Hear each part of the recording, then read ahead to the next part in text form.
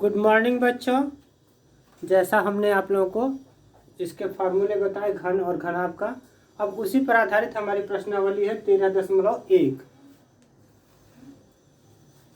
तो इसमें कुछ सवाल जो दिए गए हैं उसको आप लोग देखिए। जैसे पहला क्वेश्चन दिया है 1.5 मीटर लंबा, 1.25 मीटर चौड़ा और 65 सेंटीमीटर गहरा प्लास्टिक का एक डिब्बा बनाया जाता है और इसे ऊपर से खुला रखना है। प्लास्टिक शीट की मोटाई नगण्य मानते हुए निर्धारित कीजिए। क्या निकालना है?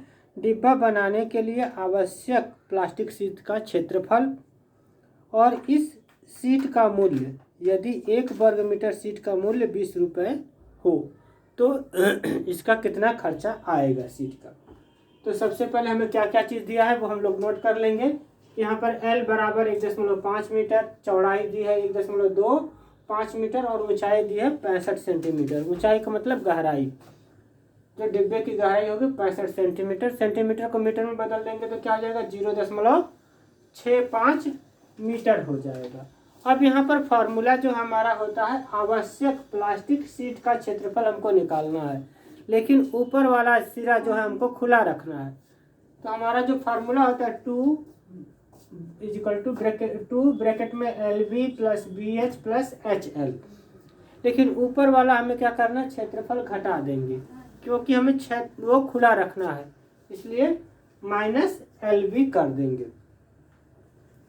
अब यहाँ पर जो मान दिया है वो मान रख देंगे, बराबर 2 गुणा 1.5 गुणा 1.25 प्लस 1.25 गुणा 0.65 प्लस 0.65 गुणा 1.5 ब्रैकेट बंद। माइनस में हो जाएगा L का मान कितना है? 1.5 गुणा B का मान 1.25 हो जाएगा।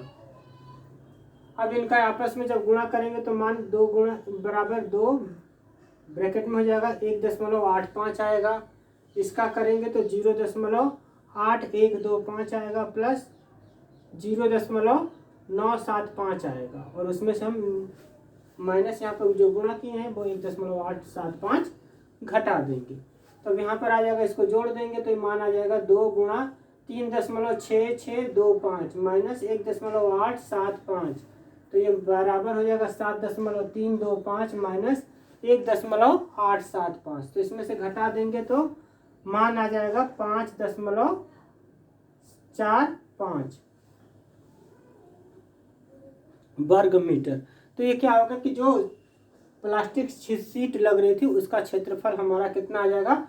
5.45 वर्ग मीटर। अब क्या हो गया, चूंकि दूसरा क्वेश्चन ये पहला वाला पार्ट इसका हल हो गया। दूसरे पार्ट में कह रहा है चूंकि 1 वर्ग मीटर शीट का मूल्य जो है 20 रुपया है,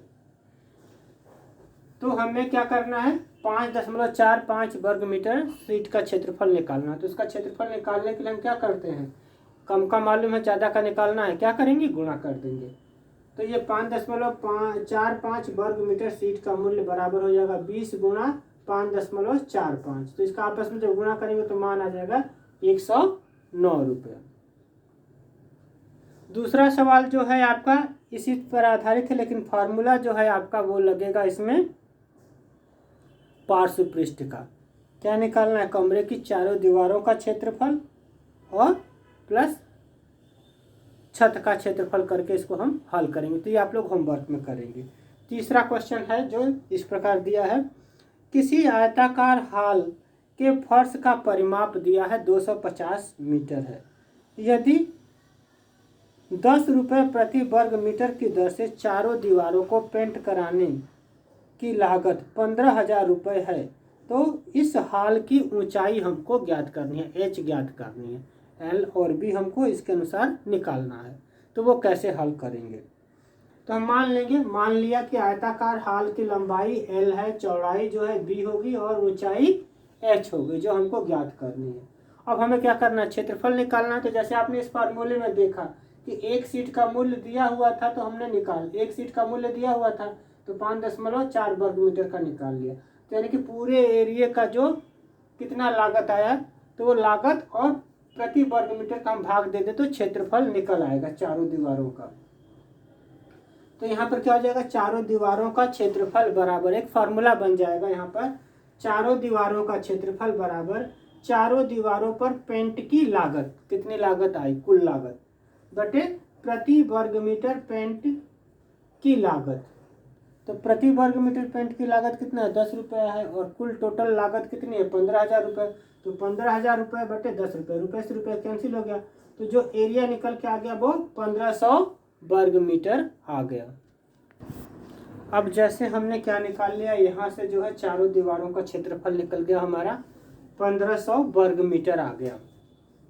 और हमें क्या दिया है कि हाल का परिमाप दिया है, तो परिमाप निकालने के लिए जो क्या हो गया, एक आयत होगा, और आयत का परिमाप क्या होता है, 2 गुणा ब्रैकेट में l प्लस बी बराबर क्या हो गया, 250 मीटर दिया हुआ है। और चारों दीवारों का क्षेत्रफल हमने निकाला है 1500 वर्ग मीटर। अब चारों दीवारों का क्षेत्रफल का फार्मूला हम बता चुके हैं, क्या होगा, 2 ब्रैकेट में l प्लस 2 गुणा ब्रैकेट में l प्लस बी। तो इसलिए क्या हो जाएगा, 2 ब्रैकेट में l प्लस बी गुणा h बराबर 1500। तो ये क्या हो गया, 2lb की जगह हम क्या हो जाएगा, यहाँ पर जो परिमाप है 250, क्योंकि परिमाप था, तो 250 गुणा h बराबर 1500, और h बराबर 1500 बटे 250, 0 से 0 कैंसिल, 25 छक्का 150। तो ये 6 मीटर क्या हो गया, इसकी ऊंचाई हो गई, हाल की ऊंचाई जो है 6 मीटर हो गई। जैसे तीसरा क्वेश्चन है उसी तरह से ठीक आपका चौथा क्वेश्चन होगा। तो चौथा आप लोग होमवर्क के रूप में करेंगे, हम पांचवा बताने जा रहे हैं, तो इसको देखिए पांचवा क्वेश्चन। अगला क्वेश्चन जो पांचवा क्वेश्चन है वो इस प्रकार दिया हुआ है, एक घनाकार डिब्बे का एक किनारा 10 सेंटीमीटर लंबाई का है तथा एक अन्य घनाकार डिब्बे की लंबाई, चौड़ाई और ऊंचाई क्रमशः 12.5 सेंटीमीटर, 10 सेंटीमीटर और 8 सेंटीमीटर है। किस डिब्बे का पार्श्व पृष्ठीय क्षेत्रफल अधिक है और कितना अधिक है? दोनों का हमें क्या निकालना है, पार्श्व पृष्ठीय क्षेत्रफल निकालना है। और दूसरा कह रहा है किस डिब्बे का कुल पृष्ठीय क्षेत्रफल कम है और कितना कम है, यानी कि संपूर्ण पृष्ठ निकालना है, पृष्ठीय क्षेत्रफल निकालना है। तो हम सबसे पहले क्या निकालेंगे, घनाकार डिब्बे का पार्श्व पृष्ठीय क्षेत्रफल। तो इसमें पहले हम लिख लेंगे घनाकार डिब्बे की एक भुजा दी है, यानी कि घन की सारी भुजाएं आपस में क्या होती हैं, बराबर होती हैं। घनाकार डिब्बे की भुजा L मान लेंगे, L बराबर 10 सेंटीमीटर दिया है, और घनाकार डिब्बे की लंबाई L बराबर 12.5 सेंटीमीटर, चौड़ाई 10 सेंटीमीटर और ऊंचाई 8 सेंटीमीटर दी है। तो हम पहले डिब्बे का निकालेंगे, पहला पोर्शन करेंगे, घनाकार डिब्बे का पार्श्व पृष्ठीय क्षेत्रफल बराबर क्या हो गया, 4a² सूत्र होता है जो बताया फार्मूला हमारा, a की जगह यहाँ पर हमने l ले लिया है, तो 4l² हो गया, या 4l वर्ग। तो अब 4 गुणा 10 की घात 2 या 10 की घात 10 वर्ग हो जाएगा, 4 गुणा 10 वर्ग बराबर 10 का वर्ग करेंगे तो 100, और 4 का गुणा कर देंगे 400 वर्ग सेंटीमीटर होगा। अब आए घनाकार डिब्बे का पार्श्व पृष्ठीय क्षेत्रफल बराबर हो जाएगा 2 गुणा ब्रैकेट में l plus b into h हो जाएगा। तो मान जो आएगा बराबर 2, 12.5 धन 10 गुणा 8, तो ये 22.5 हो जाएगा, 22.5 गुणा 8। तो मान जो आ गया 22.5 में 2 का गुणा करेंगे तो 45 गुणा 8 बराबर 360 वर्ग सेंटीमीटर होगा। घनाकार डिब्बे का पार्श्व पृष्ठीय क्षेत्रफल बड़ा हो जाएगा, यहाँ से दिख रहा है कि घनाकार डिब्बे का पार्श्व क्षेत्रफल क्या आ गया, 400 वर्ग सेंटीमीटर आ गया, और घनाकार का कितना है, 360 सेंटीमीटर, 360 वर्ग सेंटीमीटर आया। तो घनाकार डिब्बे का पार्श्व पृष्ठीय क्षेत्रफल बड़ा है घनाकार डिब्बे के पार्श्व पृष्ठीय क्षेत्रफल से, तो 400 बड़ा है 360 से। अब अंतर पूछा है, अंतर पूछा है क्या चीज, क्षेत्रफलों का अंतर। तो क्षेत्रफलों का अंतर कितना हो जाएगा, 400 माइनस 360 बराबर 40 सेंटीमीटर अंतर आएगा। अब हमें क्या निकालना है, घनाकार डिब्बे का संपूर्ण पृष्ठीय क्षेत्रफल निकालेंगे जो आएगा 6L²। घनाकार डिब्बे का संपूर्ण पृष्ठीय क्षेत्रफल का सूत्र क्या हो जाएगा, 6L²। तो 6 गुणा 10⁻² या 10⁻2 बराबर इसका करेंगे तो 600 वर्ग सेंटीमीटर आ जाएगा।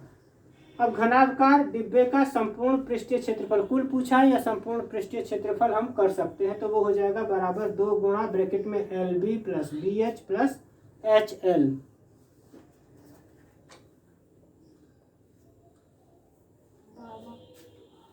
HL। अब यहाँ पर बराबर में 2 ब्रैकेट में 12.5 गुणा 10 प्लस 10 गुणा 8 प्लस 8 गुणा 12.5।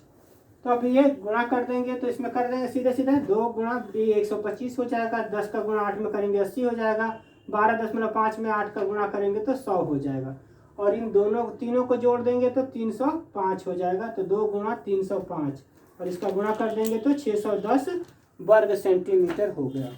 तो ये क्या निकल गया, संपूर्ण पृष्ठीय क्षेत्रफल हो गया।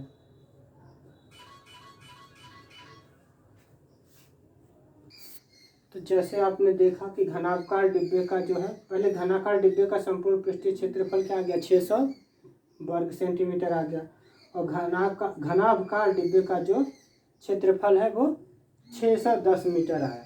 तो घनाकार डिब्बे का जो संपूर्ण पृष्ठीय क्षेत्रफल है वो बड़ा है घनाकार डिब्बे के संपूर्ण पृष्ठीय क्षेत्रफल से, यानी कि इसलिए 610 बड़ा हो जाएगा 600 से। तो क्षेत्रफलों का जो अंतर आएगा वो बराबर हो जाएगा 610 - 600 बराबर 10 वर्ग सेंटीमीटर आएगा। तो ये आपका आंसर हो गया। 5वां क्वेश्चन भी कंप्लीट हो गया। इस तरह से आप आगे के क्वेश्चन भी कर सकते हैं। अगले वीडियो में हम अगले क्वेश्चन का हल बताएंगे। धन्यवाद। वीडियो को अधिक से अधिक लाइक और सब्सक्राइब करें।